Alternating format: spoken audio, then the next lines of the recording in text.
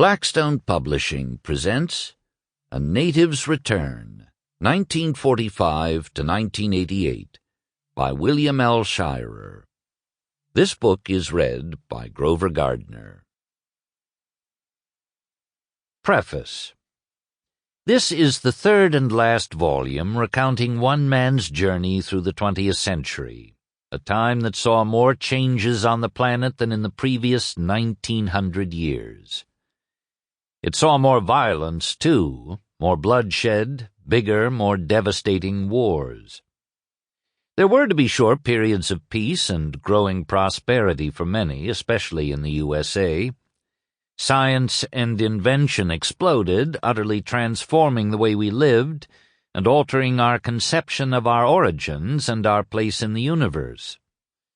Youngsters today say they simply cannot imagine what life was like, say, back in 1904 when I was born, when people got about in horse and buggies, before the automobile, the telephone, electric lighting and power, and central heating came into general use, before there were airplanes, movies, radio and television, oil burners, electric refrigerators, air conditioners, gasoline-driven tractors, paved roads, garages, filling stations, traffic lights, parking lots, shopping centers, airports, income taxes, social welfare, women's suffrage, computers, VCRs, jet engines, radar, moon landings, napalm bombs, nuclear bombs, space rockets, spaceships, space stations, lasers, and much else that has become commonplace today.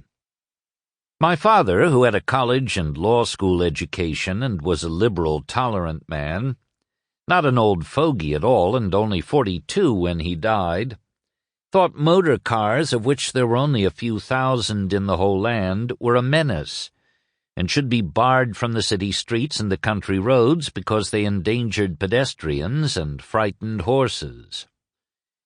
He also took a dim view of airplanes, of which there were only a handful, all tiny biplanes, in the whole country.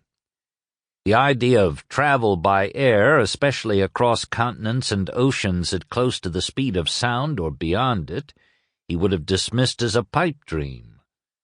If God had intended us to fly, he told me after we saw our first planes in a primitive demonstration of a dozen sputtering little biplanes over Grant Park in Chicago on September 27th, 1910, he would have given us wings. Let's leave fly.